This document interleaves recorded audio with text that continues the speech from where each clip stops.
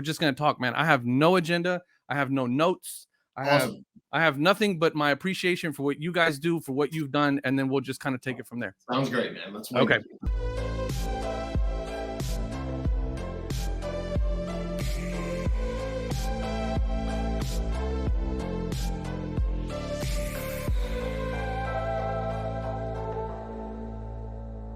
What's up, everybody? Welcome back to another episode of Retro Hoop Collectibles. I can't to say that this is a special episode is an absolute understatement. You guys have always known my admiration for SGC ever since back in June of 2020, when I made the choice to send my cards to SGC and not to PSA, and I got crucified for it, and that's okay. It's not a problem. I'll take that crucifixion all day long. But today, I have the honor of speaking with the guy who made me not look stupid by doing that. We got Peter with SGC in the house today. We're going to talk a little bit about, what's going on with SGC.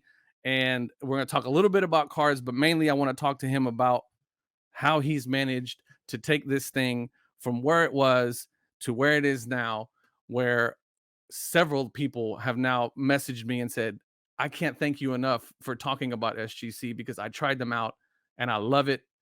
So without further ado, and without any more, hesitation, let's bring in Peter.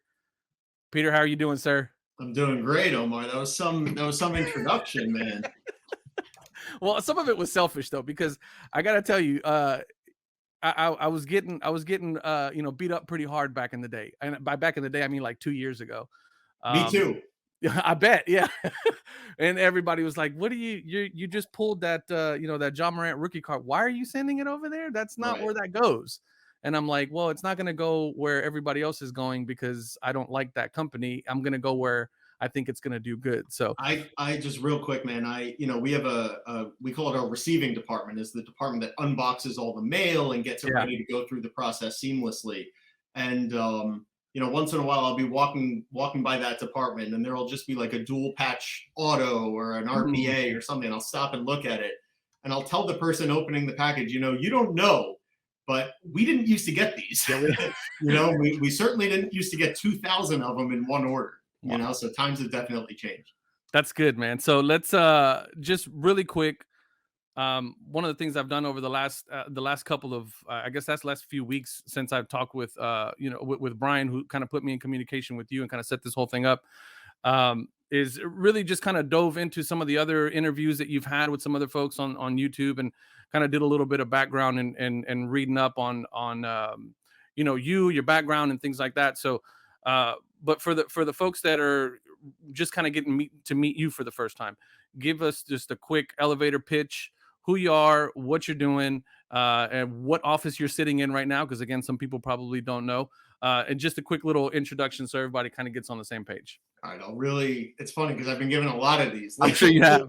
So I'll do my best to keep it as brief as possible. Basically, imagine, man, I am just a normal guy. After high school, I went to Florida State University, graduated Florida State, didn't really know what I wanted to do. My passion was collecting cards for the most part, even autographs, just my entire life. And that passion was, if anyone's ever heard me speak before, you see I end up sweating and red and screaming and shouting because I truly love this stuff as much as anyone does. Yeah. Joining SGC was a dream. And what happened after I joined SGC is even more of a dream. I am basically a collector like everyone else is a collector. And I was given the opportunity to enter this amazing team. And what's happened is really unbelievable. I don't know how to say it besides I just feel very blessed. And it didn't just happen. It happened because of guys like you, Omar, and so many others who have kind of heard the word about SGC, really believed in what we're trying to accomplish here, and thrown your support behind us. So I would not be here without you, and I'm sure a lot of your audience. Yeah, I mean I appreciate you saying that, man. But I mean, what you guys have done is nothing short of impossible, almost, some people would say, because starting off where you guys were really kind of a niche thing, right? I mean, if you were talking SGC, you were talking pre-war, you were talking tobacco, you were talking authentication for jerseys and things like that. Nobody was talking about you guys, grading LeBron James rookies. And it seems like over the last 18 months, that has completely changed and has completely turned around. What do you attribute that to? Because from my standpoint, to change the opinion and the outlook of an entire hobby, an entire culture of people, if you will, collectors in general, that's a very hard thing to do. What was that rally cry, or how did you rally the troops to get behind that? I am the one. That's a good question, because it's funny the way you said rally the troops. That is Yeah. exactly what I did. Really, Yeah. that's my job here. I just Right. rally the troops, really. And to be honest, Omar, we used to have a very small team. I'm not talking 40 people. I'm talking a fourth of that when Wow. I first joined SGC. And when I kind of got the call to, I don't know, the big seat, whatever you want to Yeah, say, yeah. I just basically looked the other members of the team in the eye, and I was like, look, like, we are in an incredible industry doing what we love, and we're not going to be able to do it for long if we don't work really hard. Right. And we may be able to unlock some further opportunities if we work really, really hard. Yeah. And I specifically remember at the time, I believe we had one member of our encapsulation team, which meant if your card was in an SGC holder, it was done by One one person. person. And if Wow. that person was out that day, it meant someone was either filling in for that person, or you just weren't getting your Yeah. cards. And I remember saying, and he'll probably watch this video and love the shout out, but I said, Ryan, I was like, man, if we really don't cut corners, and this audience is just so underserved, if we do things differently, Ryan, you could be a manager and there could be someone under you, and you'll be the boss. And you've never been a boss before, Ryan. How Right. cool would that be, man? Well, Ryan's now the boss of 70 Nice. people, Wow. a year and a half, 2 years later. So it's a very special thing, man. And I guess what I'm trying to say is that I couldn't have done it if Ryan didn't do it right. Right. I'm not here encapsulating our cards. I'm no longer in our research and ID department. There's actually a whole team around me processing cards right now at 6:49 at night. That's insane.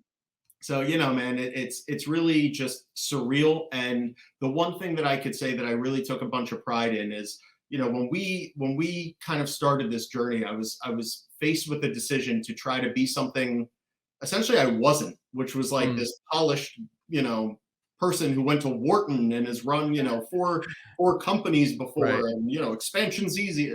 I just wasn't that person. Yeah. And instead I said, you know what? I've done pretty well with my 10, my 10 Yeah. people. Yeah. We're a good company now. So therefore, if we onboard one person and we kind of hug them real tight and make them one of us, then now we're 11 people, but we're still this great company. Right. And we put that into action. I mean, probably the first 120 or so employees, I interviewed myself. And those interviews at times, I'm not exaggerating, were hours long. I'm not exaggerating, because I would give them this whole speech. First, I'd want to learn about them, and then I would tell them all about this industry and the journey that we're like kind of in the midst of, and how literally, if at the time we were sending out 1,800 cards, I would look that person in the eye and I would say, Rob, you're about to join our encapsulation team, man. And if you really work hard every day, you'll be able to encapsulate somewhere between like 100 and 200 cards per day. That means I'm now at 1,900 cards rather than 1,800. And if you do that, like just those kinds of things, then it's almost like a blur at this point. It's really unreal. But brick by brick, for sure. That's kind of the best quick way I could say it. Yeah, we were talking a little bit off camera about, how I'm in corporate America, and I'm familiar with leading a team, and I'm also familiar with, taking a team and changing the culture, and really making sure that everybody has that single vision, right, of where we want to go. And to me, if that single vision isn't there, and that single vision isn't as as dialed in as it needs to be, so that everybody really understands down to the last sentence of the plan what is happening, it just doesn't, it falls apart very quickly, and things can get very out of whack very quick. So whenever you were doing this, whenever you were deciding, okay, listen, this is about to get crazy. We're about to start moving. Um, what was that one? What was that one message that you gave everybody that said, "Hey, guys, we are about to take this next step. Here's the plan. Here's the message. Here's the vision." What was that vision ultimately for SGC? I think I'd be lying, man, if I even came up with a speech because I Yeah. don't really remember it that way. I don't really recall it that way. I mean, I had done an interview with a YouTube channel called Cardboard Chronicles, and I like at this time I look back at that video, I'm like, oh my god, I look like I'm 10 years older than I was then. But you know, at the time we were that small company, and if Yeah. I remember, if my timeline is correct, I think COVID had just kind of started at that point. Mm, And I went on that channel, and I basically just talked about SGC and our approach to grading and how we do things. And what I didn't expect was there was a lot of people, like I had mentioned before, that were currently being unbelievably underserved and downright, honestly, just mistreated. yeah. And to hear, you know, a very, very young kind of fresh face talk about we're being mistreated, you know, Yeah. Yeah. everyone Yeah. come to Yeah. my team, so many people got behind it, Yeah. and I mean it when I say I never expected that. I mean, I Yeah. figured like, you know, I'd gain a customer or two from Right. that video, and instead the order volume just literally, I mean, it 20x'd overnight. Yeah. And look, I'd be lying if I said this was just a finely tuned machine from the beginning. But the one thing I always say about our team is when you have good intentions, when you Yeah. truly want to serve your people in the best possible way, and if you damage their card, overpay a little bit for Right. what it's worth, or you know, send that guy a shirt because he loves SGC. I don't know. Yeah. Um, it pays off. It pays Yeah. off, and I think that overall, our intentions have really gotten us here because even when things were bleak, even when the public, believe me, man, it's a stressful job being in Yeah. this seat because I do care so much. And I mean it. I mean, I like my family members would read these comments and Yeah. just be like, Yeah. almost want to rip me out of this position because it's so rough at times. But you know, we never really gave up, and there was always that promised land of Yeah. turning those comments around. And it really is, I mean it, it is surreal to see the comments now. Just all Yeah. of a sudden, SGC has become, I don't know what, just we have made the hobby better. I'm Yeah. confident in Absolutely. saying that. And it is an accomplishment, man. I can, it's like I've done, like, don't get me wrong, I'm just getting started. Yeah. But it is truly like if I was putting down, you know, my life's purpose, whatever, Hmm. it would be pretty dang high on that list. I Yeah. mean, this industry, man, I live, sleep, breathe it. Anyone who knows me personally will tell you that. You know, I'll see people from high school and they're like, oh, yeah, like you're working in baseball cards. That's so That's awesome. so We always awesome. Yeah. loved it. I'm Yeah. like, yeah, it's cool, you know? So it's just this whole thing, man, is like I just feel like I'm gonna wake up and you know, be working in luggage Yeah. like I was before. Yeah. Yeah, man. I mean, you guys have definitely made the hobby better. There is absolutely no doubt about that. And I think if anything, it sets I'll say that what you guys have really done is set a bar, right? And set an expectation for the rest of the hobby that says, no, like this isn't an accident. This is how you're supposed to be treated. You're supposed to get your cards back in a Right. reasonable amount of time. We're supposed to, if we screw up your card, overpay for the comps because we feel bad and we want you to feel like you were taken care of, right? I've said this in several of my other videos where I've done, these comparisons between companies and things like that, and where companies screw up or where companies do something wrong. And this, hey, listen, man, we are literally just a bunch of humans running companies to serve other humans, and we're all gonna make mistakes. The difference is whether or not the company that made the mistake is gonna take care of you, and that's the differentiator, in my And opinion. that's the intentions because Yeah, if you want to retain that customer, if it means a lot to you that he sends his next batch of cards or she sends their next batch of cards, right.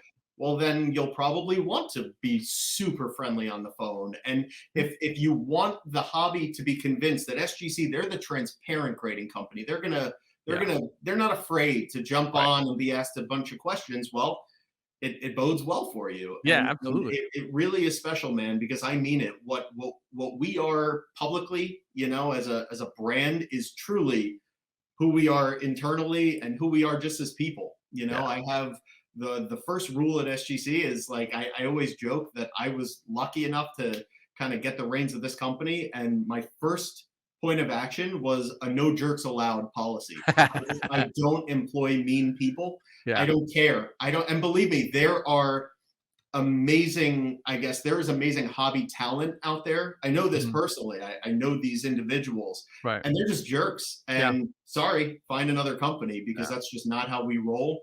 And I think it's really helped, really all around, because you're just never going to get that guy or girl on the phone that's just a jerk. Yeah. Yeah. And And a lot of that's culture, right? I mean, exactly. it's really culture, and it's really up to you, right? To set that expectation, that bar that says, hey, it says a lot about the fact that you, I mean, as we're talking and as I'm learning some of these things about what you've done, the fact that you said you hired the first, what, 120, 110, 120 people yourself, that makes it very easy to make sure that the culture that you're trying to set within your company is what you want it to be, because you are handpicking these people and then you're ingraining them in the culture. And once you do that, you're basically stamping a bunch of mini-me's, right? And you're really giving them your passion, giving them your love for the hobby, the history of the company, and that is very, very, it rubs off, right? It rubs off The on truth people. too, man, is that and I appreciate that, obviously. I mean, I think like I was saying before, I'm not the person encapsulating cards. I don't work on the Right. operation any longer. And don't get me wrong, there's obviously, I guess you'd say, checks and balances to the to Sure. the team's performance, however you want to say it. Hmm.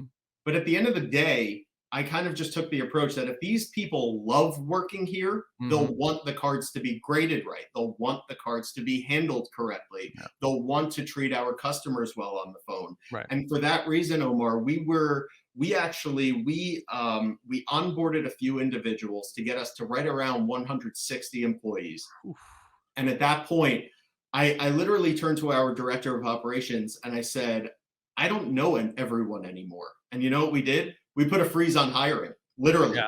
Like although we really want to keep those, growth wheels turning, we, for a few weeks, we just really didn't call anyone in for interviews, because we wanted to kind of shore up this team, Yeah. we're Yep. SGC. And right when it started, I always say, like, I want to stay like this with our team. And right when I almost felt like, you know what, You're losing grip. who's that one? Yeah. Yeah. I Yeah. said, you know what, cut it. And Yeah. and I learned who that one is, Yeah. and now I know all. I mean it when I say I know not only every employee's name, but I know about them. I know what department they're in. I honestly, I know if they're doing really, really well, or if they're kind of, having a tougher time learning the task Right. at hand and things like that. And I've said it before, that kind of personal touch is what allows you to solve problems most Yes. effectively. Because Yeah. remember, this is an assembly line at the end of the day, a very impactful assembly line where the quality of the product is everything. And when there's a pileup of cards in a certain department, I know just the right person to plug in Hmm. to help alleviate that. Yeah. So I just want to be clear. This is not, unbelievable business practices. This is just a guy who Yeah. wants to help the hobby he loves, Yeah. And what kind of upsets me, honestly, from I guess the outside looking into the other companies, is that I know from experience, like, they can do this too. They Yeah. just can. And I know because I've done it, and Yeah. I didn't have $1 billion in the bank when I Yes. started. And it really, sometimes it does make me scratch my head and just say, you know what? I know what you're doing there. Because remember, Yeah. I have a little deeper understanding being on this side of the line. Right. And there are things I see, and I'm just like, you know what? Not cool. Yeah, Not well, cool. and that's a lot of what I've based my channel around, right? Because, like, again, like I've said before, my expertise is in manufacturing, is in capacity management, forecast management, and order management. That's my expertise. That's what I know in my day job. Right. And so when I see these things, that's kind of how this whole entire thing for me, for this channel, has kicked off, because I was seeing these announcements, I was seeing these KPIs that were coming out, and I'm like, That's useless. Like, that's not even, why are you posting this chart that means nothing to these people just so that you can say, oh, look, we're being transparent. No, you're not. You're not being transparent. You're not telling us nothing, you know? And so it really bugged me that, that they were almost trying to, you know, the hobby as a whole trying to pull wool over their eyes, and yet here we are, people are still waiting for their stuff, a year and a half later. It really bugs me because, like you're saying, they can do better, and they're just, for whatever reasons, they're just simply not. Last night I did my live stream where I pulled down PSA's numbers again, and they were low the previous week, but they had been doing really, I mean, we're talking 200 and almost 200,000 cards a week that they've been doing. Now, that's volume, right? That is massive volume to be putting out 200,000 cards a week. And then one week they went back down to like 170. And I'm like, okay, maybe a blip in the radar. And then this past week, 170 again. And on my live stream, I got pissed off. And the reason why I get pissed off is because it's like 170,000, but I know what you can do. Why did you stop doing that? Like, what? It's funny because I, believe it or not, man, like I guess I have some perspective, but I know as much about the other guys and their processes as you do. Right, I'm right. not sure either.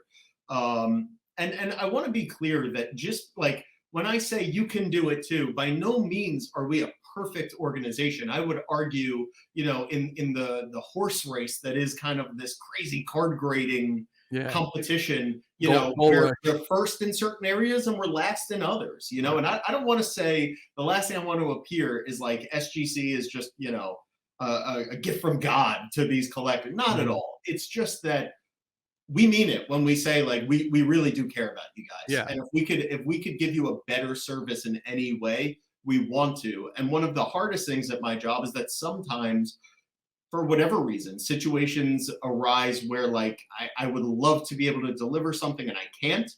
Or what's, I would say, the most frustrating part of my job is to see something out there in the space and not be able to attack it in a good way. I mean, meaning like, I'll do a video and my words will be a little twisted from that video. And I just wish I could like comment on the video and be like, no, guys, I meant this, and people's intentions oftentimes are, I don't want to say their intentions, but they're almost so quick. It's like these gotcha things. Right. And it's like, exactly. Yeah. So that's why, and honestly, Omar, you could attest to this, that's why before we kind of started here and started recording, I said to you, man, I'd rather go longer than shorter because I don't want to be snipped and get this gotcha thing. I want to really be able to thoroughly explain to everyone, because first off, they deserve an explanation. Right. And it's kind of a pet peeve of mine to see something that the hobby either misunderstands or something that I did wrong, and I'm not just able to say I'm sorry, or clean it up, or So and I think to watch it from the sidelines. Yeah, long form conversations like what we're doing, really lend themselves to, just proper, like, thought out, conversation. That's one of the things that, again, when we were talking just offline, I said, hey man, this is, I have no, like, if you could see my desk, I got a bunch of cards. I mean, you probably saw me like bagging up cards earlier. Like I have no agenda here. This is literally me bagging up cards and then somebody popping up and going, hey man, what's going on? Let's have a chat. You know what I mean? Like it really, I think when folks have an agenda like that, like, oh, I want to ask him this question because I have this preconceived answer in my head, and if he doesn't give it to me, then I'm going to go this way and see if I can trip him up. Man, that's not how I roll, man. That's not the vibe of what I've done here. I also want to say though, Omar, like, it's not just, remember, man, I want to make clear here that I'm not afraid of the questions. Right. Not gotcha question. You could ask me anything or I wouldn't come on here. If I wasn't unbelievably proud of the team that we have and what we are doing, I wouldn't come on here. Right. I'd kind of hide. You'd have to. It's exactly. It's not the questions, those gotcha questions that bother me. It's just more the fact that I have the microphone, but then it goes away, and it's like, no, but wait a second. Exactly. Hold on, let me add this and let me add that. And exactly. Exactly. I did an interview recently where, like, what I found is that, imagine someone misread something I said, like misunderstood it. And I said, oh, dang, I wish I was a little clearer. But then the next person had the same kind of misunderstanding that person had. And the next one, and I was like, you know what, Pete? You should have been more clear, dude. And I Yeah. couldn't just come out there and say, guys, I want to make something clear Yeah. and cleaned it up, So Yeah. people tend to, I don't know, jump They tend, in they tend to take in a world where we're living in headline and clickbait, right? Like exactly. people are gonna grab that immediate thing and then react to it immediately because they're not listening to understand, they're listening to respond. And Right. that's, as somebody who's, had conversations with people, at very high levels in corporate and things like that. One of the things I've always had from every mentor is that, it's the old cliche thing of having two ears and one mouth, right? Like you got to really listen, and you got to listen with intention of absorbing the response and the content, and then thinking about it and then responding, right? But listen, I've done it before several times on the channel where I've said something, or I've maybe even thrown out something that I thought was right at the time, but I was completely wrong about it. And oh my God, dude, they would just nail me in Right. the comment section. And I'm just like, and my brothers, they're like, hey dude, like you really messed up. Like you got, and I'll go, okay, I messed up, Right. You know, and at worst case scenario, I'll jump on the next video and go, you know what, guys, I said it was 3, but really it was 4. It the is what it is. way my kind of approach to, like, I guess the hobby itself, like the community of people that Mhm. collect, and this is a very, I guess, personal approach for me, but these days you have Instagram and Mhm. YouTube, and everyone is showing off their collection and communicating with each other.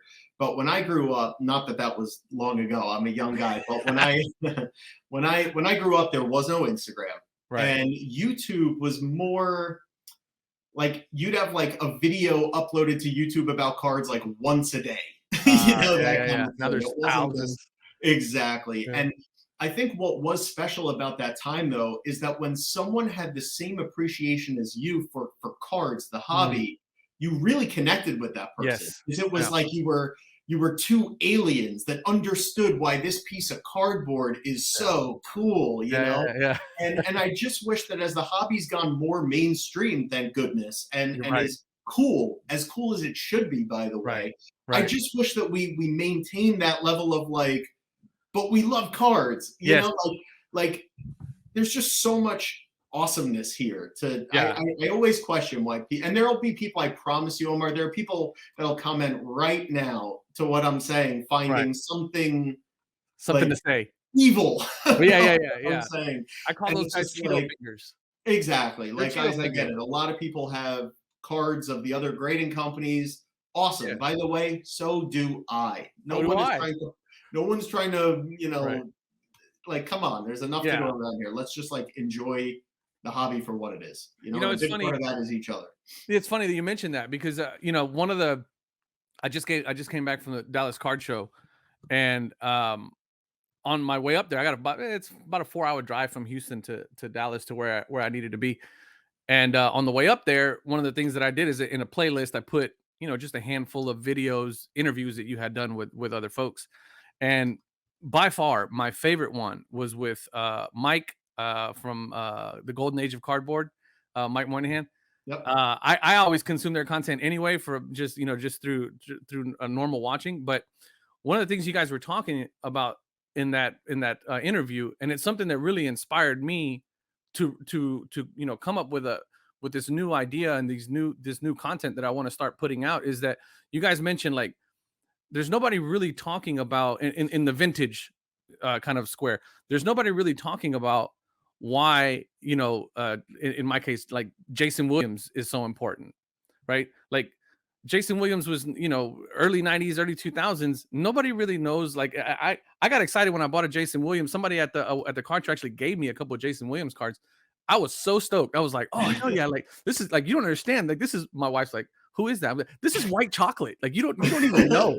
Like, you Who don't is even, that? yeah. Who is that? Yeah, Right. exactly.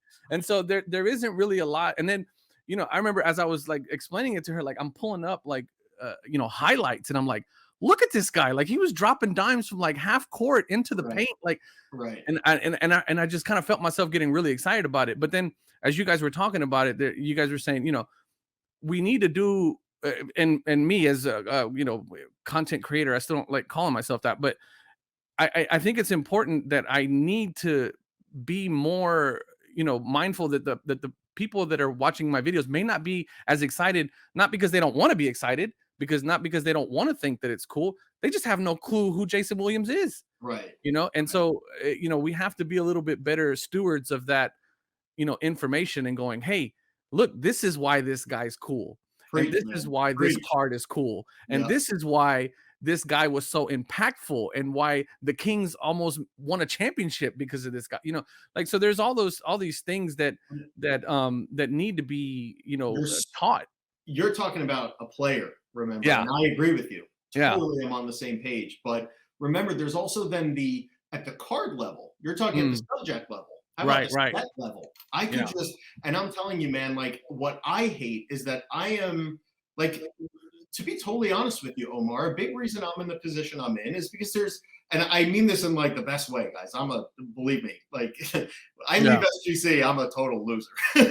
but what I'm trying to say though is that there's no one like me who's 27 years old, who is just as interested in the Mm. 2019 Panini Prism set as he Mm. is the 1886 Old Judge set, That's as your the T206 set and the exactly. T207 set and the Right. 1955 top set, Yeah. and I can rattle off not only, every Hall of Famer in the Baseball Hall of Fame, but I could tell you the card number.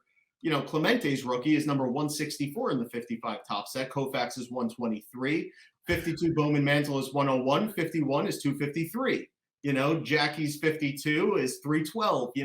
If there was someone like me, man, I'd have a lot more competition here. Right, exactly. I have to work for this. And I hate that because Yeah. this is too There should be more. man. Look, I'm weird. I'm not that weird though. Yeah. This stuff is cool, and we need Yeah. to get the word out. And by the way, I gotta tell you, when we were a much smaller team in 2019, we had a much more kind of exclusive customer base. Mhm. Honestly, there wasn't as many by far supporters as there are now, and we had a little bit more of, I guess you'd say, like even a little more personal touch, one Mhm. that we couldn't achieve now because we can't learn everyone's name. The sheer volume. The amount of cards, Yeah. exactly. But the one thing I'll say is I've been screaming about that message. They used to Yeah. call me Passionate Pete when I was just like the director of operations of SGC, just screaming about the card industry. Yeah. And I'm really proud of the gains the hobby's made to get to this point. Because let's Yeah. face it, it's a totally new hobby than it Right. was in 2018, 2019. But there's so much to go. And sometimes it frustrates me when almost, I guess, when I don't know, whether it be the big money in this industry Mhm. turns to your run of the mill, like 50,000 Instagram followers. And Right. it's like, no, why don't we actually try to do this right rather Yeah. than just being like hype beasts and, Yes. Yes. screaming at people? Like, let's actually take a second to Yeah. explain and be real humans and talk Right. about why we love this stuff. Yeah. And I think that that's such an important message that's lost. There's always the flip. There's always the investment. Yes. There's always, but like, why are we here? There's a Right. bunch of other stuff to flip and invest in, but we Right. chose cards. And I just wish, I wish I could do it more because it's my favorite thing to do, man. Family dinners, my fiance hates it because we can't go 20 minutes without something not SGC related, card Right. related. Card related. Yeah. And I think that's important though, because you're saying like you said, because there's big money in this and because there's a lot of this popularity that has come into this over the last 2 or 3 years, which is good. It's still I almost feel like they're highlighting like the wrong, like, well, no, don't highlight that guy because he's just posting pictures. Like, there's this other guy over there that's only got 300 followers and that guy is an encyclopedia. Yeah, That's the exactly. guy. That's the guy That's we need to be talking to. And how about the guys that have been, and don't get me wrong, I want to be clear here. I'm not one of these like stubborn, almost like grouchy, oh, look at the hobby today. It was so much better in the old days. But it's more just that there's room for both. Like, believe me, as much like I guess you can seriously say I love the Hypebeast because they help grow the hobby to that audience that maybe you or I wouldn't be able to reach, whatever it is. Yeah. But there needs to be more, I guess, of a spotlight on the older gentleman who's been going to this show for 35 years. Yeah. Or, the guy who was buying the PMGs when they were, not $400,000 because he Right. just loved the set, you know. Yeah. And that's one Yeah. thing. Hey, credit to Nat. Nat is that guy. Nat was collecting the Yeah. PMGs Yeah. before it was cool to collect the PMGs, and I love seeing it. His so I've always known of Nat through in the vein of PSA, right? I never knew Nat the Collector until I started following his Instagram.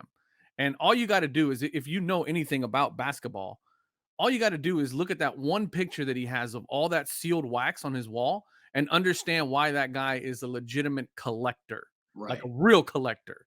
And from there, I kind of started to grow like a really big appreciation for like what he's doing, because it's like, I mean, he's got pictures where he was at dinner and he's like ripping a box of like Topps Finest, like 92, 93 Topps Finest, like inaugural year. And I'm like, holy crap. Like that is like, I remember buying that, at packs at the supermarket, Right. the little store that the guy had. He was renting out some space and selling cards and stuff. And so I just think that, like, we in order for, because look, right now we're in this peak, right? Or we're kind of coming off of it, but we were in this peak where the attention and the hype and all that was revved up to a very high degree.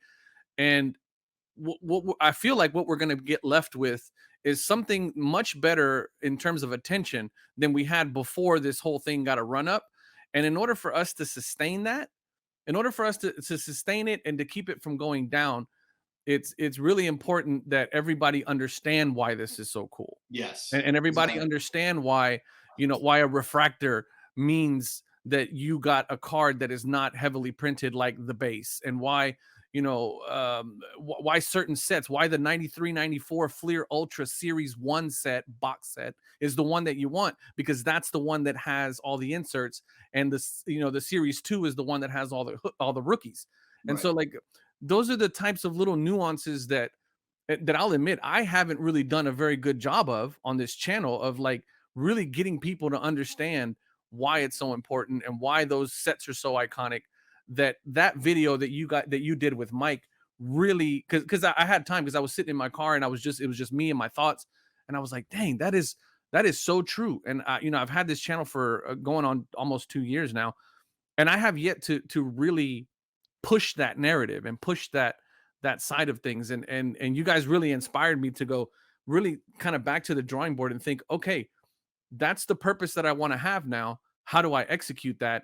And for me, it starts with what made me fall in love with this to begin with, was my love for basketball. So I loved basketball, like playing basketball, watching basketball, before I ever bought a single basketball card. And then that's kind of what drove me there. So for me, the players is what I wanted to collect, and the PCs and all that stuff. And then that kind of morphed into like making sets and all that stuff. And so I think we really need to do a better job of that as content creators, to really push that. And I Yeah. think that's the only way we're going to be able to ride this thing out after this massive wave of hype dies off, and we're left with these group of people who still think it's cool, but we need to tell them why it's even cooler, right? It's not just a shiny card, it means something. Yeah, exactly. I mean, the way I look at it, man, is like you're talking about the 1992 Fleer Ultra set, and my bread and butter is something different, Right. just Right. different age, different interests, whatever it is. And believe me, there's a massive line of people that would go behind your side of Yeah, things, that exactly. set, and there's a massive line that would line up behind me. Right. And the problem is that all of the people that would be ready and willing to line up are currently totally underinformed and have Yes. no idea how this works, that it's even here in the Yes. first place a lot of the time.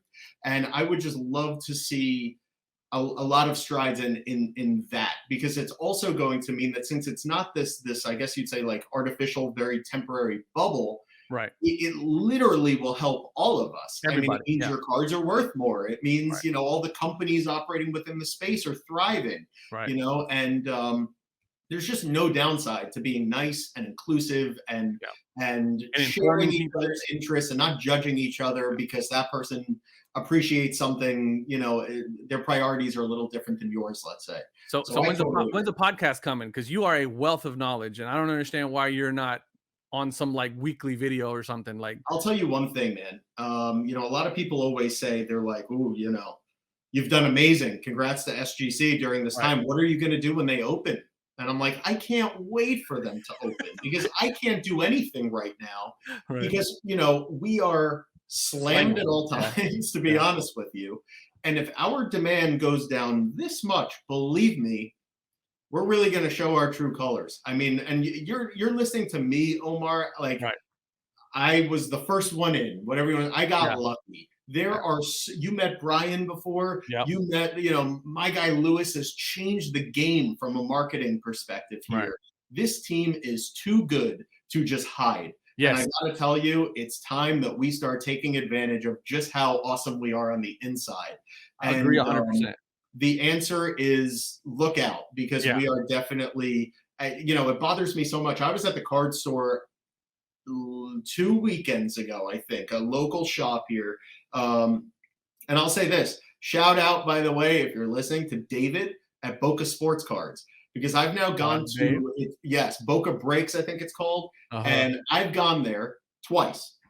And I didn't walk in like, hey, Hey, I mean, hey, you know me, or the like the two guys in the black suits with the glasses walk in Exactly. first and like scope the place out, and it's like, all right, he's clear, come on in. It's funny. I was wearing a Ryan Johnson at the National Card Collector 2 gave me a shirt, and I was wearing a Card Collector 2 shirt and a hat, whatever. And like this collector there goes, I know that, and I thought he was talking about me. He's like, your shirt, that's Card Collector 2. I'm like, yeah, that's Card Collector 2. Little humbling moment there. Exactly. But the reason I brought it up, man, is because I was at the card shop, and it's really cool to I just have a new perspective, I guess, than I used to going to card shops my whole life. And what really kind of kills me is I hear these people talking, and it's not that they're wrong. I want to make that clear. It's not that they're I don't know how to say this the right way. Like the hobby just needs to have access to more information. And by the way, guys, I'm under the opinion that, and I said guys because I forgot we were even talking in front of an audience here, to be honest, Omar. But mission accomplished. I really feel like if the hobby had more information, truly, I think hopefully you'd think even a little more fondly of SGC, because we really do just mean well. Like go use PSA for the rest of your life, guys. It's okay. We just want to be nice, we just want to educate, right? Exactly. I mean, ultimately, at the end of the day, we want you to be educated. And if that educated decision leads you, I tell people this all the time. I get so many DMs where they're like, hey bro, I got this card, man. This is what it looks like. They send me pictures and stuff like that. Where should I go with it? And sometimes I'll tell them, hey man, that's a PSA card, buddy. Right. And they're like, what? But you hate PSA. And I'm like, I don't hate PSA. I just don't like what they're doing right now. But the fact of the matter remains is that they have their spot where if you ask me what my opinion is that that's an SGC card. That's a PSA card. Hey, I have this card that really isn't worth a whole lot, but it looks so awesome. And I really would like to, use this and display it. Okay, well then you probably want to go to HGA because those guys can whip you up a really wicked custom label, and you can send it over there and you can display it and it'll look cool. Like there's so many different like it doesn't always have to be. It just so happens that for me, as I like what you guys do. I like the tuxedo and I like the way they display. So a lot of my stuff goes there. But make no mistake, I mean, I have that Deshaun Watson RPA that I've been holding on to because I'm trying to figure out what's going on with Beckett, and I'd like to send it to Beckett. There's just like there is no, everybody just kind of wants to paint you into this corner and go, okay, well, you're the SGC guy, you're the hate PSA guy. And then when they ask me for my opinion and I tell them, no, go to PSA with that one, dude. If you're looking for top dollar, bro, go to PSA with that.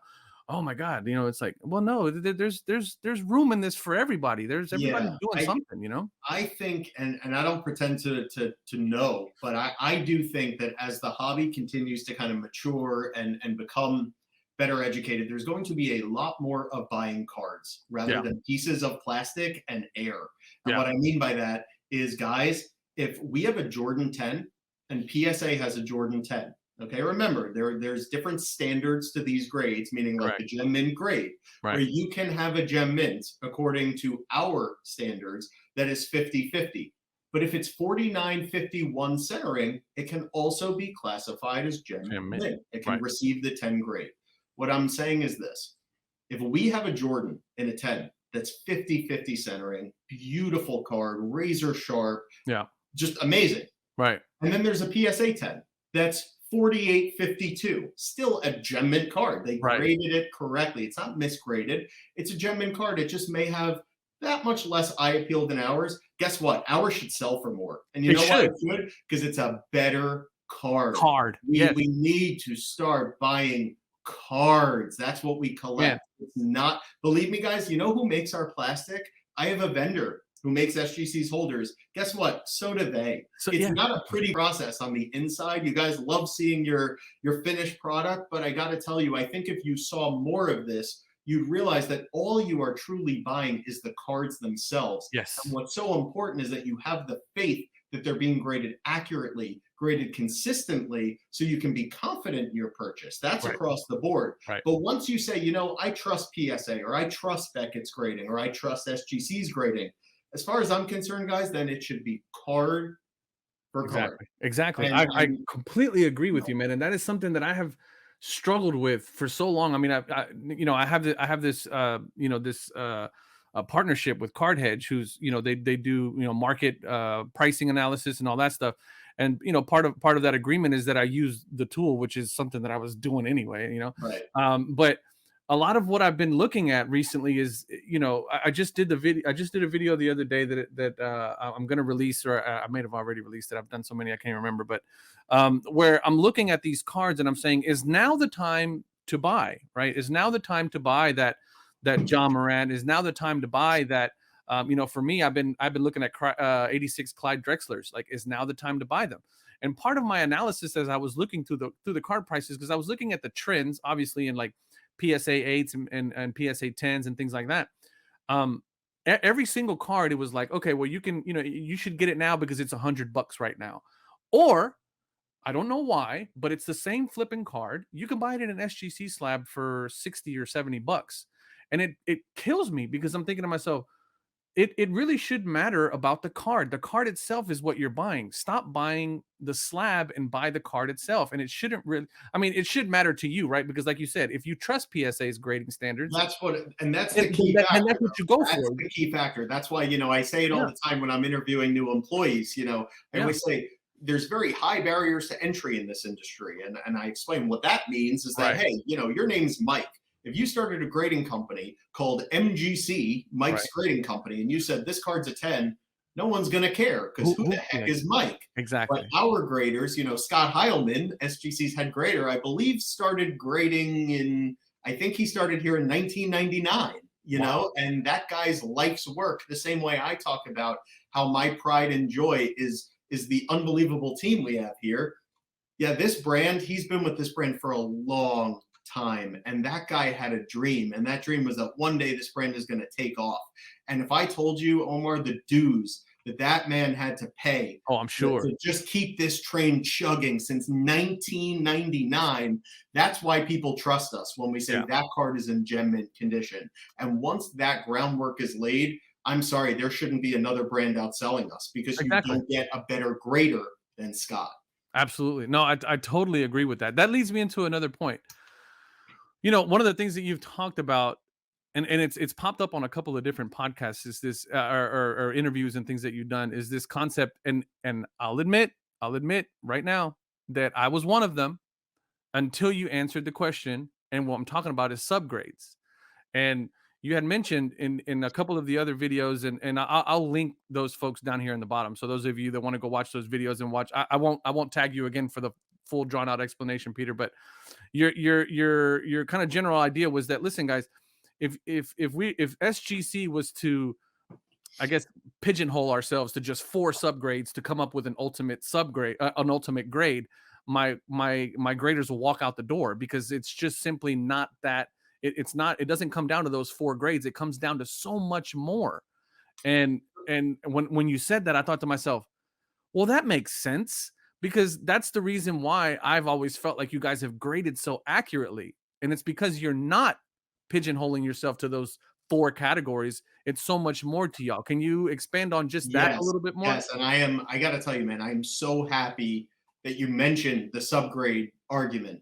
Because I don't know if you remember a little earlier on in our conversation, I had mentioned a really frustrating part of my job is when, I miss something or something comes off the right way. And I can't just say, no, I'm like this, I can't just clean it up in real time. Right. So in that case, I really make a point, almost like the next time I go out publicly, Pete, you got to say this, because those people deserve to hear it. Yeah. And one thing I noticed is there was a subgrade question posed to me. And I just want to say this.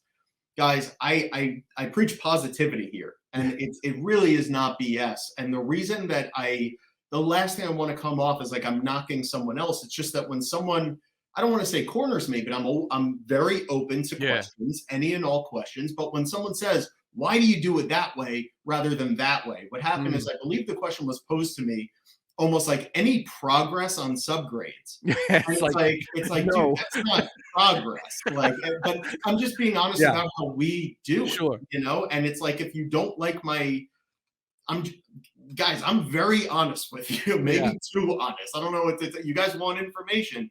Here it is. Like, we don't believe that is an effective way to grade because there's no subgrade for registration. There's no subgrade for print. Let me say this. I mentioned in that industry, and boy, did I goof, guys. It's just Pete talking a million words a minute. But you know what happened, Omar? Of course, I'm super excited, and I'm, you're all jazzed up.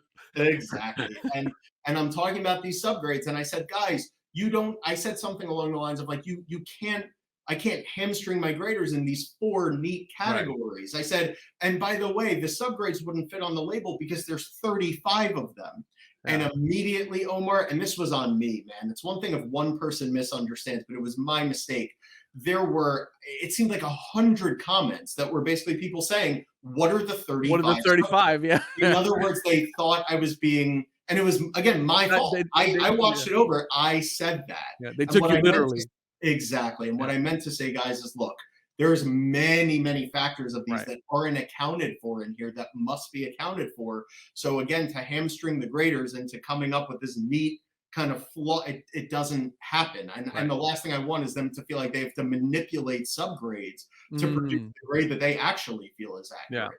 And like I said, registration, print, our graders, again, dealing with pre-war cards that are altered constantly, originality matters, and if you're between a 4, 5, and a 5, but this thing is just so fresh, there's no wrinkles pressed out of it, you could just tell pack fresh, or I guess you'd say collector fresh. Collector, a shoebox fresh. Our guys will give it that bump. This is a real card. This card has never been touched by another human. So I was between 4, 5, and 5 now. It's a 5 because of that. Registration. You know what it is? We recently graded, Omar, and I'm very in touch with the process, and I love these cards. So you're more of a modern guy, and excuse my passion, guys. This is go for it, man. I know I have this like aggressive reputation. I'm so sorry if I come off too excited. No.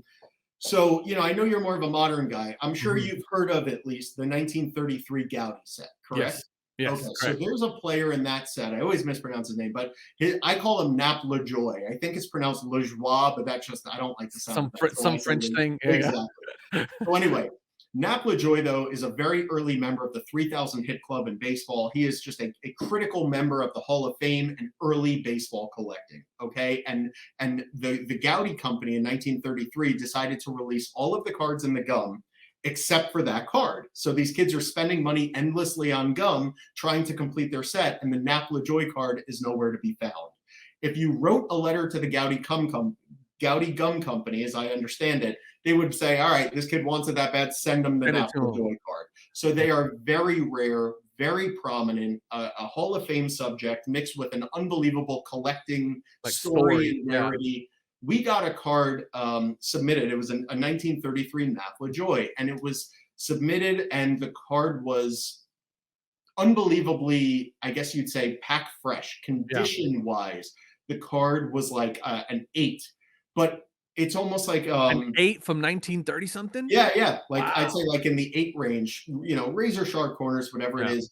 But the registration of the card was so off. You know how when you go to in the old days, you go to a 3D movie and you take off the glasses for a second, and it's that effect. It was honestly, and I hate to say this, but it was blurry. So ugly. It was so ugly that although it was a razor sharp card, it was a razor sharp, you know, Ugly piece of card. doo-doo because it And didn't look so right. at that point with the registration, it's out of focus, right? So out of focus. Yeah. I mean it, Omar. Like you literally almost get dizzy looking at it. Yeah. And Yeah. I don't. I'm very positive, optimistic, I guess, when looking at cards, especially vintage. I usually find the positive. Right. This was overwhelming. I mean, it was overwhelming. And again, for subgrades, I don't know how you factor the fact that registration is so unbelievably off that the card's eye appeal is non-existent. Yeah. Eye appeal, there's another thing that subgrades don't account Yes, for. exactly. You know, things like that.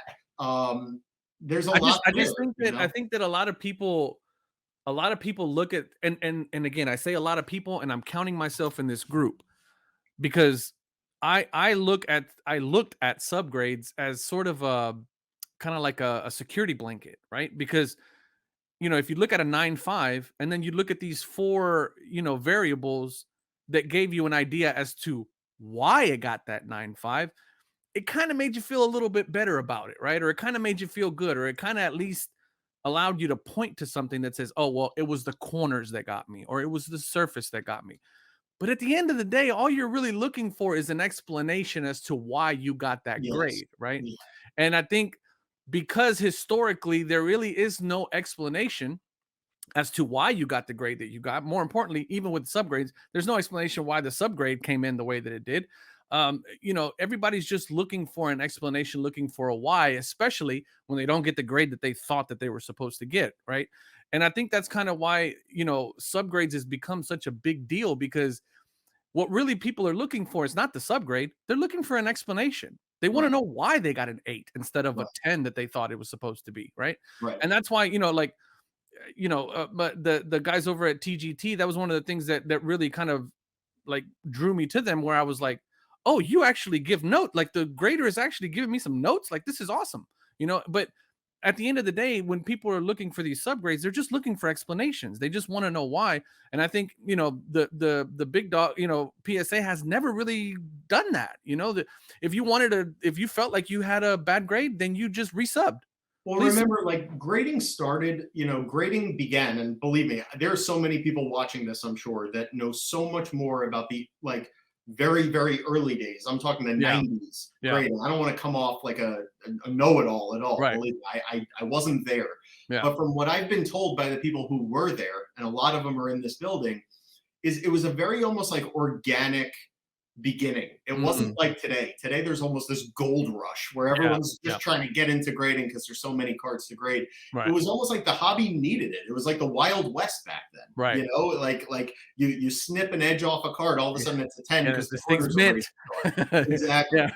So when grading started back then, PSA and SGC had very comparable scales, and that in it's almost like the traditional. It's like I'm proud of it because it's almost the way it happened organically to serve the hobby, if that makes sense. And I want to be clear, guys. I own Beckett's cards. I own Beckett cards, guys. It's like I'm not saying don't own these cards. I'm not saying don't buy these cards. I'm just when I'm asked, have you made progress on subgrades?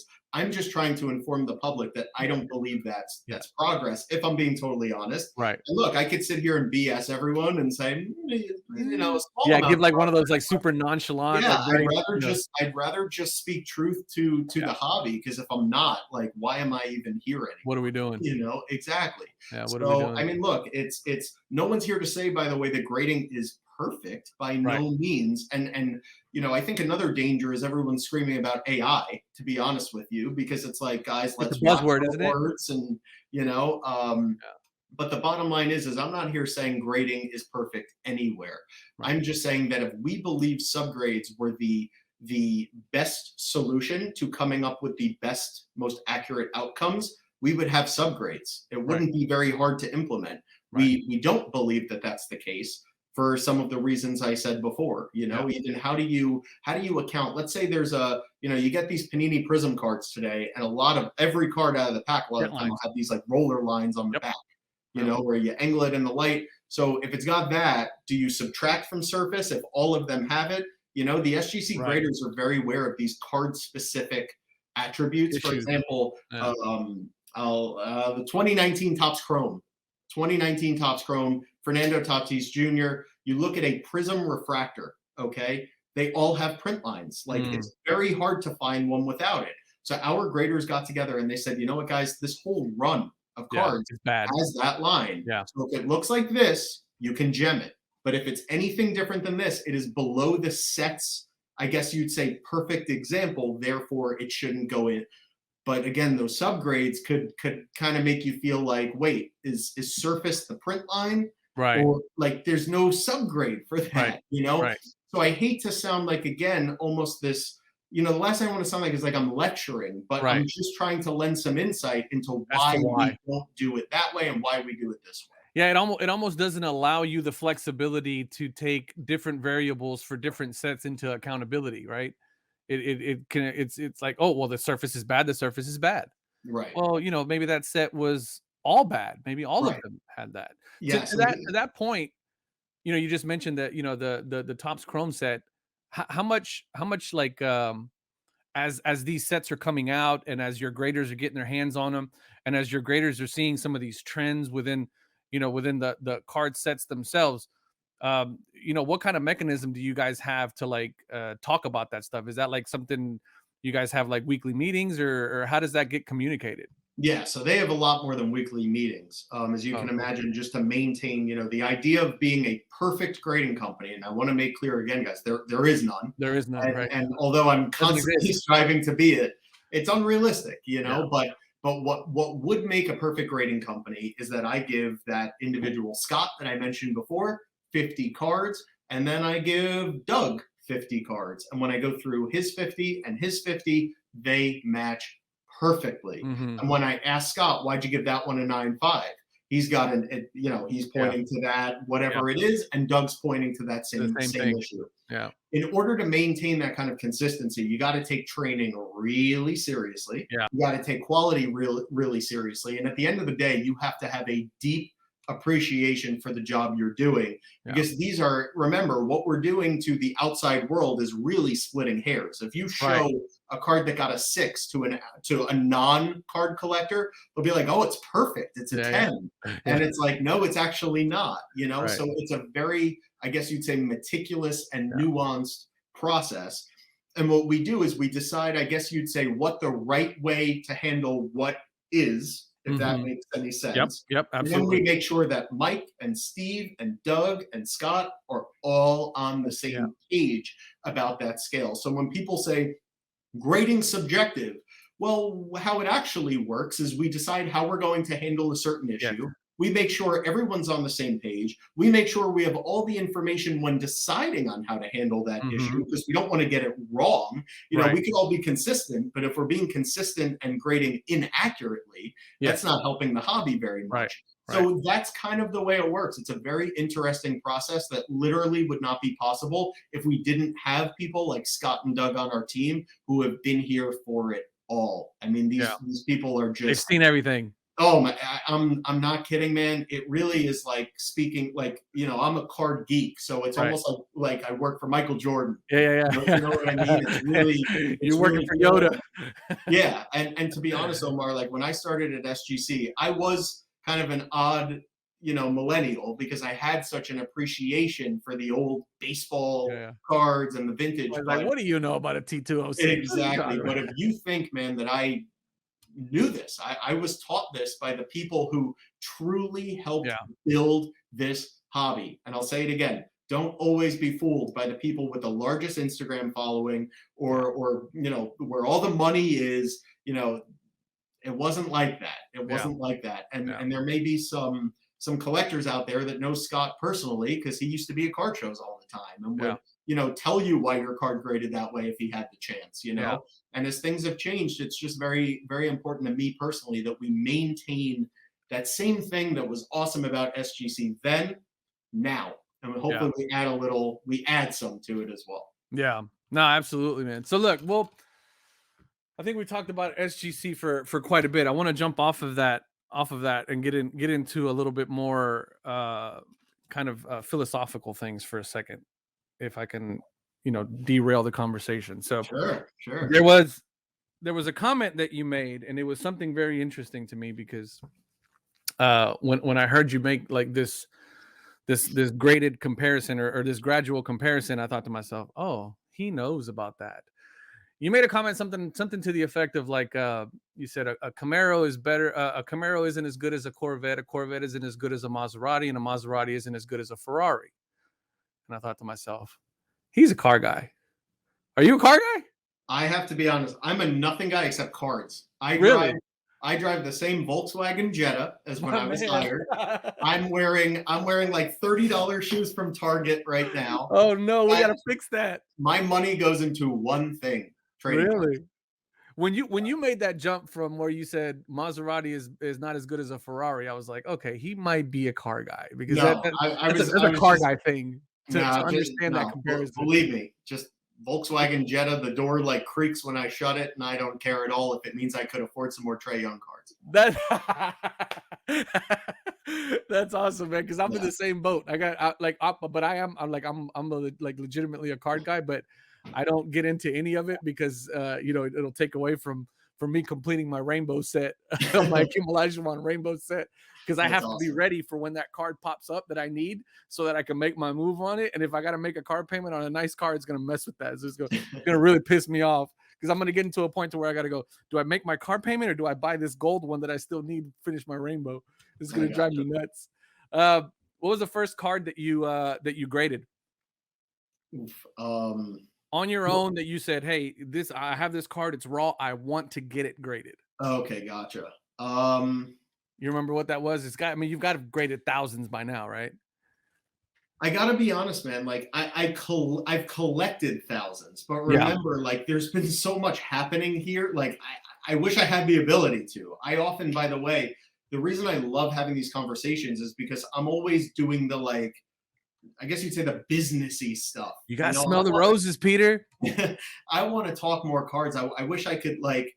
I'm so jealous of dealers. Like I see people that are my age, the people with the followings that go to these shows, and I'm just so unbelievably, I don't want to say jealous because it really makes me sound like an ingrate. And right. Come off as that. But I often do think, man, would it be fun to like be in the private sector again and be able to really enjoy this hobby in that respect. Yeah, that's I can tell you stories, man, that just about my collecting that like I really am. Believe me, I'd be watching your videos. You watch Mike. You mentioned Mike Moynihan. You know how I met Mike? We were at the National last year, and we were leaving the hotel room, and I saw this guy that looked super familiar, and I was like, "Wait, you're the YouTube guy? Like I watch your stuff for forever." He's like, "Hey, I'm Mike." I'm like, "Hey, I'm Peter. I work with SGC." And he's like, "Cool." And we ended up doing an interview and that kind of thing. But I watch your videos, man. I watch everyone's videos. You know, I know the people. I know these people so well that I know the ones that like hate us, that used to hate us, but now they love us. Yeah. Like we know it all, and it really helps us. I think it's fair to say it's really helped us. I guess navigate the waters as effectively as possible. Because if I'm not pleasing, individuals like yourself who care enough about this space to sit there in your free time and give it your all, man, then what am I doing? I'm not right for this job, Yeah. I actually met Mike this past weekend for the first time, and it was as I was leaving the Dallas Card Show, and I think he was leaving as well, but I ran into him in the parking lot, and he kind of let his windows down, and he's like, "Hey, Omar." And I was like, who the hell is that? And I look over, and I kind of I saw the beard, and he's like, turns on his light, and he's like, "Hey, it's me, Mike." And I was like, "Oh," and I'm like geeking out. I'm like, "Holy crap, it's Mike!" Right. Like you say that, man, because when I first jumped on before, my mic wasn't working. Obviously, that was a fiasco, and you missed it because when I first jumped on, I said, "Okay, welcome back to another episode of Retro Hoop Collectibles." But you didn't hear it, so I was like, "Great, there goes my line." The Witcher joke. Yeah, but oh man, I don't know how. I honestly don't know because we're on StreamYard, right? You pop up at the bottom, and I got to kind of let you in and all that stuff. But when I don't know if I was sitting here just kind of bagging up some cards and stuff like that, just listening to some music. I was like, you know what, I'm gonna jump on maybe like 20-30 minutes before and just kind of be in there already ready to go. So when you popped on, I was like, oh, there he is right there. And I was like trying to let you in. And then we went through that whole audio fiasco, which by the way, was my fault. New computer, new build and all that stuff. So we finally got all that sorted. But I was gonna ask you. You're mainly baseball. I think you know I anybody. used to be. I'm Yeah. pretty even at this point. Are When you I really? joined SGC, you could show me a LeBron Topps Chrome refractor, and I'd be like, cool. Yeah, Now yeah. I'm like, Now whoa. you're like, oh, So got you. yeah. What's a modern guy that you're really liking right now? From like maybe let's say from 2019 all the way up to now. Is there a guy out there that's popped off in the last 2 or 3 years that you're really like, yo, I really like this kid and I'm going hard. Yeah, I mean, one thing that I got very lucky with is when I got hired from SGC, I was a card collector my whole life, but when I started working here, it just went into like almost like a dangerous overdrive. I Yeah, yeah. was spending like grocery money on like Nice. addiction type stuff. And I it was 2018. So as a baseball Oh, collector, I had Otani, Otani. Yeah. I had Acuna, I had Soto in the update set, and then the next year I had Tatis, I had Vlad Jr. So I really was quite spoiled with the rookie classes of 2018 and 2019. Here's a cool story. So in 2018, my first national ever was incredible in 2018. Mhm. And I bought at the time, Topps Chrome Baseball drops a lot of the time, like at the national, which is pretty Mm. cool. And I bought a box at the time. It was probably, these days wax is like Yeah. insane. Three, $400 for a box. Exactly. But Yeah. I bought a box and I ripped it in my hotel room, and I was hoping to pull an Otani auto. And out of the last pack in the box, I pull an Acuna green refractor, 99 of 99. And at Wow. the time, I was like, "Oh, that's cool." Oh, that's And cool. Yeah. now I'm like, "That's so cool! I pulled that at the national." So That's yeah, part of the hype though, isn't it? Like that's part of the that's why I like ripping. Like my favorite product to rip, and I'm not like it's hoops, like NBA hoops, Panini hoops, which is like considered to be like the bottom of the barrel, like yep, bottom of the barrel product. But that product to me is so much fun because you can rip it, and it's it's a low cost of entry and for the boxes, but you can get some nice autos, you can get some awesome parallels, some numbered stuff.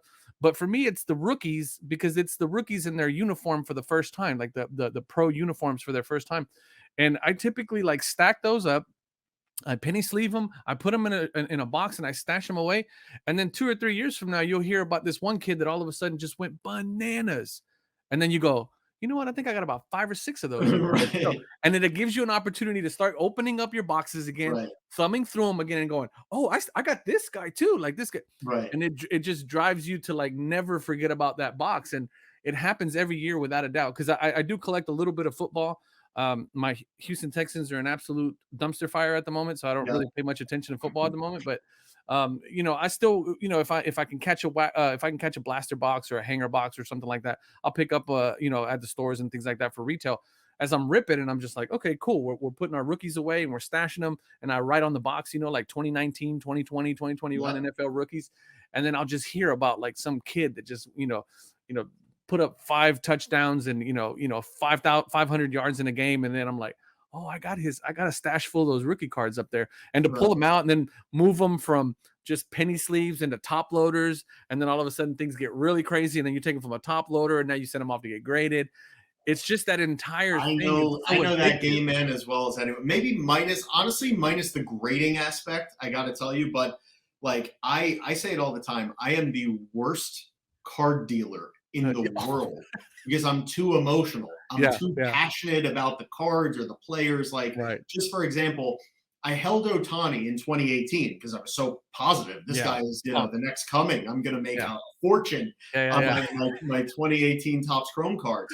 And I had every refractor of Otani and a few autos. I pulled a really cool auto out of Archives, and then I pulled.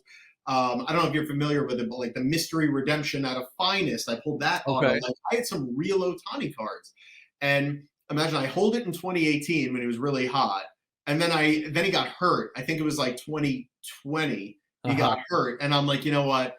I don't dump, believe in this guy anymore. yeah, Sold it. Well, dumping, look what happened to me. yeah, yeah, Like it's just I can't get it right, man. But I say it all the time. I am the reason that the middlemen make a profit make because money. I'm just willing to, my buddy came over the other day, and I told him on the way over, stop at the card shop, pick up whatever they got. He came over with Panini XR, okay? Oh, And I go, how? And he knows, by the way, that I'm such an addict that like if he gives me a box, like yeah, he could charge me, I'll just buy it. I just yeah, want to relax. yeah, yeah, So he brings over XR, and I said to him, I said, "How much are these like these days?" Whatever he Yeah, said. yeah. I think he said it was like $345. I'm like, "Really? That's Sheesh. crazy."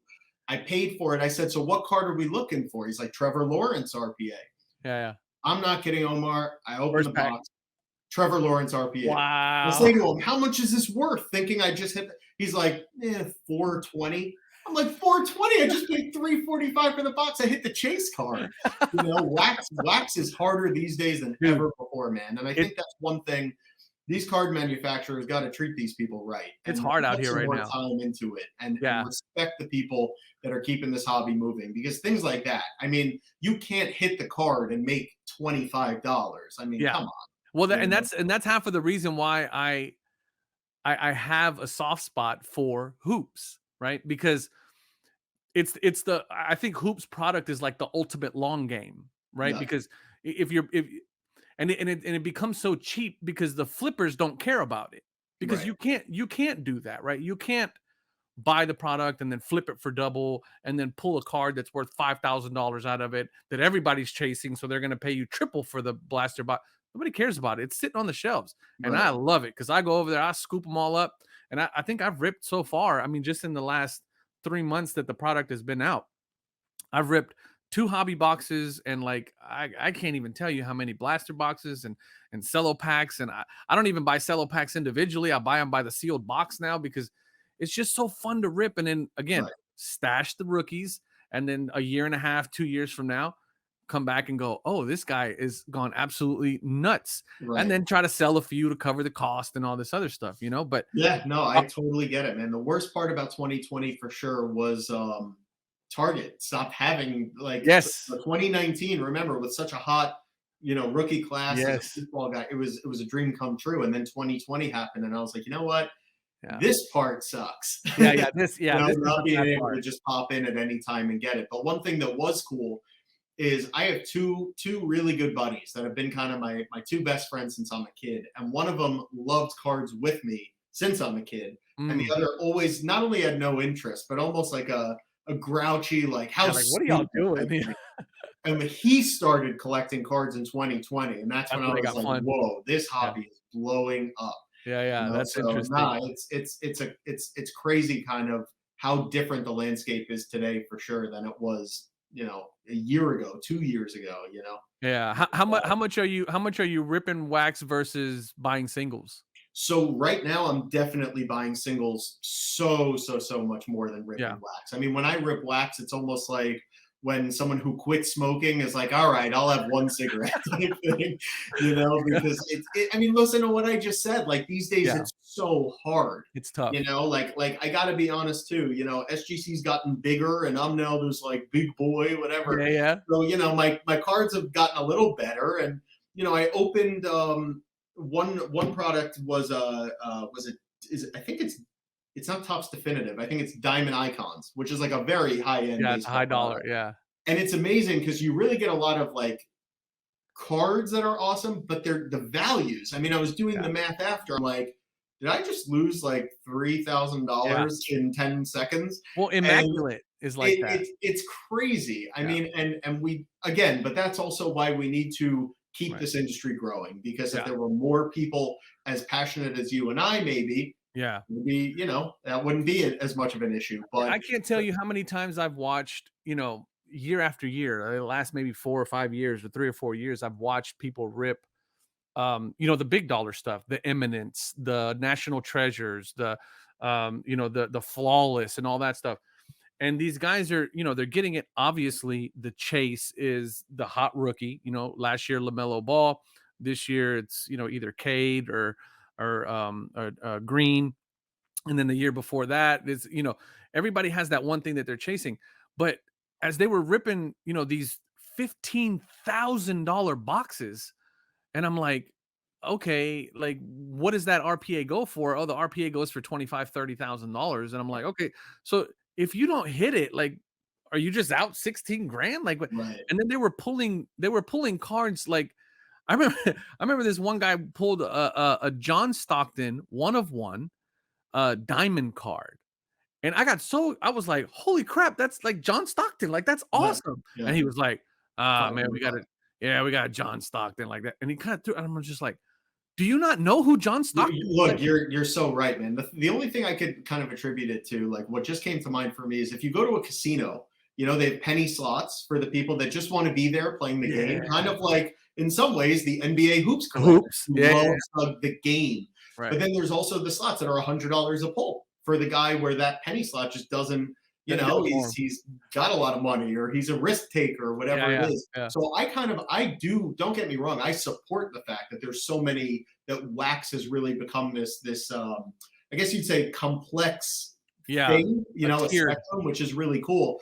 I just wish that when you spend 10 grand, you get closer to at least somewhere in that vicinity of value, and it's not boom or total bust. So let me ask you this though. So I agree with you, right? I agree that if you spend $10,000 on a product, you should get $10,000 worth of value. How much of that is on Panini, and how much of that is on the flippers and the market and the market that's actually driving that, right? Because it's the flippers in the market and this white hot market that we've experienced over the last 18 months that has driven a John Morant 1/1 RPA logo man patch RPA to be worth the $50,000-$60,000, and a Larry Bird autograph patch RPA from a game worn to be worth $200. Like, and how much of that is like attributed to the fact that nobody really knows how incredible Larry Bird was, and there's nobody curating that history of why he's such a special part of basketball in general.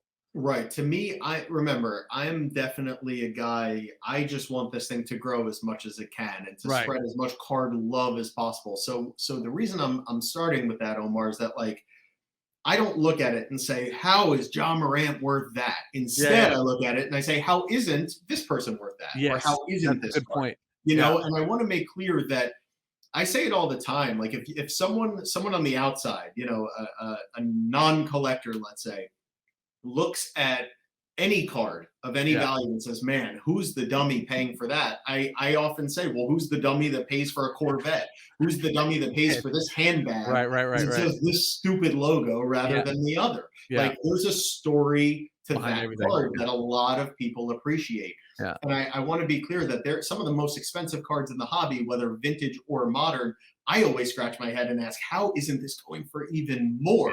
But I agree with you that there are also cards that I look at and I say, again, even more than those, how isn't that going for more? Like you said, John Stockton is an absolute legend, and he's a whammy now. Whoa, exactly. That kind of thing. So, but remember that I think the industry tends to correct itself and with that kind of thing. And the reason I say that is if you look at kind of the way the market operated prior to the last, let's say, 5 years, I think it did make more sense. Things were a little more down to earth. And look, I'd hate to see collectors kind of stuck holding the bag with the modern guys. I always say, if Dirk Nowitzki, his rookie is this price, an affordable price, but Luka's is this price. I do kind of look at it and I'm like, guys, what happens when Luka retires? You're going to look at their careers. Likely you'll say Dirk was better because it's going to be very hard for anyone to outplay Dirk Nowitzki. And what's going to happen when now, your Luka card is worth 200x what your Dirk card is? Like that's just kind of a market inefficiency. But remember, man, I have no idea. I just run the grading company. Well, and the other thing too, I'm truly just speculating as a collector like you are. It's and again, that's kind of what the conversation that you and Mike had about why these cards are special and why that player was so special or so iconic or so legendary need to continue to be told and put out there so that the next time somebody does pull a John Stockton, it's not a whammy, right? Exactly. You know what I mean? Like I said it with Mike, man, and I've been saying this since I was Passionate Pete back in 2019, running this little grading company. Was, you know what? Every modern card becomes vintage. Yes. Every vintage card was once modern. Your Lukas will be looked at by maybe my kids' generation, whatever you want to say, as I never saw him play. Right. I just saw this guy play. Yeah, yeah. He's the new guy. And it's so important that we're maintaining the love for vintage, because if not, Yeah. all of our collections are just going to age out and They're gonna be become toast. a lot less money than they're worth now. That's for sure. And it's not just lip service. Right. Like vintage is fascinating. I mean, the Yeah. one thing you get with vintage is it's truly that it's vintage. It's another time, a Mhm. time different than now. And Right. what's very cool to me is that 1992, Omar, when you were ripping Fleer, I was born in 94. Nice. So, Jesus. so I don't so I don't know what that was like. Right. But I'll say this: I know what 2004 hobby looked like, and it looked Right. a lot different than it does now. Yeah, for And there sure. are people that know what the 1971 top set was like when that dropped, and 1955, 1933, 1909, and 1886. Yeah. And Yeah. it's no one says you have to collect everything, but my advice to people is at least like just it's almost like don't judge it till you try it. Right. Like, No, yeah. learn about it and then say, yeah, it's not that cool, rather than not knowing about it and Yeah. saying, these guys just know nothing about Luca. That's why Yeah, they're yeah, not exactly. Yeah, yeah. whatever. Let me ask you this, and we'll kind of start wrapping up here because I want to be mindful of your time as well. But you mentioned you said something I caught bag holding, right, or holding the bag on things. And as we're kind of everybody's really starting to talk about like kind of this doom and gloom scenario about how the hobby is, it's crashing and the bubbles bursting and all this other stuff. And the term junk slab era is starting to get thrown around. And I made mention to it in one of my other videos where, within the next, 6 months or so, we're going to start seeing a lot of people getting some of their slabs back and really driving the price of some of these cards that used to be, scarce out there. Now there's an abundance, and, naturally the market's going to do what it's going to do. What are your thoughts on the fact that we're entering kind of this correction, and how necessary do you think it is for the longevity of the hobby? I mean, I would definitely say that, card prices are going to fluctuate, and Mhm. that's kind of as a market as a whole, or if a guy rolls an ankle or scores 60 Yeah. points in the All-Star game. Right. But what I can do from my position is ensure that these prices aren't going to drastically change where you will be stuck holding the bag while I have your collection. Mm. You know what I'm saying? Yep. Yep. Meaning, look, I can only control so much, Right. but I can motivate my team to want to be the best damn grading company in the world that serves this amazing group of great people, so that they don't get caught holding the bag. Yeah. And I want to be clear, like, again, maybe a lot of these cards will boom in value. I hope they Right. do. I hope this Right. industry just continues to grow. But at the same time, if it doesn't, I don't want to play any part in that. That's Yeah. because your guy rolled his ankle. That's not because your cards were in my facility For a since year and a half. 2019. Yeah. That's Exactly. that's just not the right way any process should work, if you ask Yeah. me. And again, no judgments. There's a totally different journey that these companies have had. I just speak about intentions all the time. And again, the reason I'm on with you is because I have good intentions. I Yeah. want to tell people that, like, I make mistakes, SGC makes mistakes, but we love the hobby. We love cards as much as Right. you guys do, and we certainly appreciate your support. Yeah. So intentions definitely matter in this industry where there's very few players serving a very large audience. Yeah. For sure. Well, I can tell you, man. I think ever since I ever since I made that first video about you guys 2 years ago, I've always felt like you guys have that in the bag for sure. The intentions, the good intentions of making sure that, you know, if you're gonna trust me with your cards, I got to get them back to you as soon as possible. I got to grade them accurately. I got to grade them fairly, and I have to have a great level of customer service, and that's exactly what you guys have done. And even when I went out very early on and said, I'm sorry, guys, you're gonna crucify me for this, but SGC is the best grading company that's out there right now. Um, I was surprised at the amount of hate that I got, but I was also surprised to see that there was a lot of people out there that agreed with me. And it was almost like somebody was just waiting for somebody else to say it. Right. But it really speaks to what you guys have done there from, from a customer service standpoint, from being stewards of the hobby, right, and being stewards of the process that you guys, or the role that you guys play in the hobby.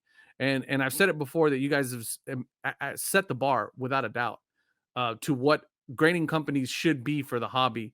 And really, I think you guys kind of got, got big guys on the run. And I don't I've think, said it forever. honestly, Omar, I really mean it, man. Like, I don't think I'll ever be able to, unfortunately, I wish you could like jump in my brain and see how I'm actually feeling, but you can't. So I just have to try to Yeah. convince you that I'm telling the truth here. You literally do not understand how much that just you forget the retro hoops, just Right. collector, Yeah. collector that you love these cards and you're saying that, dude. If you told me when I'm on, the Ben Colton's basement, his carpet in Oceanside, New York, going through our cards, Pete, one day you'll work for a grading company, and this guy will just tell you that your company is awesome, and you really like you made this thing that you love so much better for everyone. Yeah. I'd be like, what? No way. Yeah.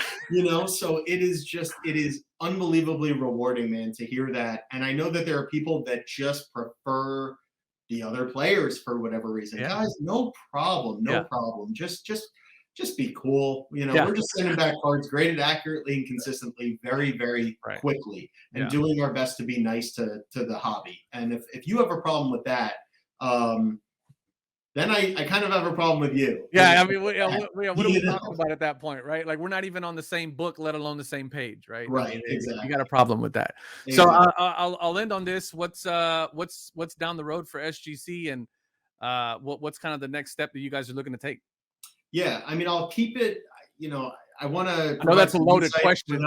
What's that? I said I know that's a pretty loaded question, but yeah, sure. I mean, I want to kind of provide some insight while not giving away, let's say, too much. Yeah. But you guys have seen in the past, like we'll make an update once in a while with some news. Yeah. And I just want everyone to know that literally the wheels never stop at our company to make that next update. I really mean that. While you all were watching the video of me behind my desk, describing the new features on the website, talking about, the slight price reduction, things like that, I was sitting here already writing notes on my board about the next update and the next list of objectives that we're setting for ourselves. And I want to be clear that a lot of the times those objectives are not so easy to accomplish. This is a business. And by the way, if it was easy to run, the biggest one in the industry wouldn't have been closed for 14 months or whatever it's been. This is hard. Yeah. And I guess what I'm trying to say in general is that I've said it before. I have a board right behind me. I turned the camera right before we started so you couldn't see my notes. But let's put it this way. I say it all the time. Guys, I mentioned we have an amazing team. We want to educate the hobby. Well, let's put our money where our mouth is and actually go behind the microphone and start doing that. We're going to be doing that. We got to show up to shows. Card shows are the lifeblood of this hobby. How have we just neglected these things? Yeah. Well, I'll tell you, because we blew up during the pandemic, but we're going to stop doing that. We're going to establish not only a show presence, but we're going to go for the best show presence out there. When it comes to all things kind of R&D about the product itself, my wheels are constantly spinning as far as improvements and things like that. We have some tech updates that I think a lot of people are going to like. Hopefully coming down the pike, I'd say 3 months or so. Nice. There's really a ton, man. Like there's no stone left unturned, because believe me, it's an honor when people say, you know what, you're the #2 grading company right now. Literally an honor. But like, okay, great. Well, what do I have to do to be exactly. that kind of thing? And I think that's how you would run it as well. For sure. All the time. Imagine you were in my seat. What would you do? Yeah. You just want to make the things about your company that weren't great, and the things that are great even greater. Yeah. So there's a lot we're doing, but just know that we are attacking this thing at literally every angle. And we'll see what we can accomplish when. But I want everyone to rest assured that we're trying. And the beautiful thing, Omar, you just told me, man, you're picking up these cards, some of them at 60%. Yes. The same exact card. Yes. This same card, 60%. So if I'm reading this correctly, if I keep giving good news and the talking head keeps coming out here saying what great guys they are, maybe those prices will catch up and you're going to make some money supporting my brand. That there you go. Cool for both of us, wouldn't it? So, sure. that's the idea, that the supporters now are going to kind of get that second win where when LeBron goes off, your rookie card is not only going to appreciate just like the other PSA and Beckett cards, but hey, as this company continues to spread the goodwill and to, you know, penetrate those collections they're not currently in, your card may appreciate in value when the other company simply does not, just by closing that gap. Yeah, for sure, man. Well, listen, Pete, I have sequestered you for far too long, including the technical mishap that we had. But I cannot tell you how excited I was when I first talked to Brian. I had a missed call from Boca Raton, and I'm like, I don't know anybody from Boca Raton. Why do I got a missed call from Boca Raton? And then I checked my emails only to find out that it was Brian. And then at that point, I started thinking to myself, holy crap, what did I say about SGC? Did I say something?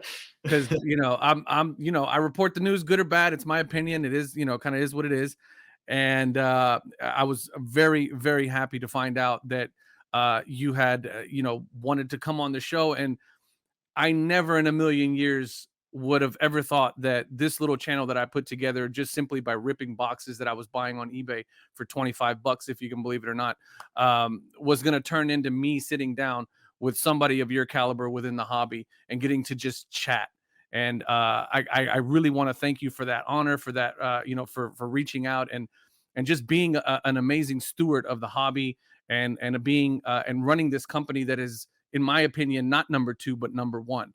So, just thank you. And I wish you guys the absolute best. And I know that the best is yet to come from you guys. I agree with you on the best is yet to come, but I have to say, I cannot thank you enough for that. You know, it means a lot whenever anyone supports SGC or me or whatever, but you know, you're an in-tune guy, you understand the space, and it means a lot. And I just want to say another thing is, you know, a big reason, man, I watch a lot of channels and we reach out to you because I really feel like you kind of you're true to your own collecting, you know, and while other people will tell you why you're wrong, you'll listen respectfully, but you won't always agree. Sometimes you will agree. I don't know, man. You struck me as kind of who I would be if I wasn't lucky enough to, you know, be given this crazy gig here. Yeah, so, for sure. I just, you know, the truth is, Omar, I'm paid, man. I'm paid. You're not. So it's really you. I should be thanking you for giving me this unbelievable opportunity to level my collection up. You know, from, you know, Topps opening day to Topps, you know, diamond icons and all the time. So it's been an absolute pleasure, man. And believe me, I'll be happy to come back anytime, man. I love talking cards, and this is the greatest hobby in the world, and it's just awesome to be a part of it. Absolutely, man. Well, you best up because I got Brian's number now, and I will be binging him every chance I get to get you to come on. But again, man, thank you for your time. Thanks everybody for listening. We really appreciate it. We'll catch you guys next time. Love y'all. Peace. Thanks so much.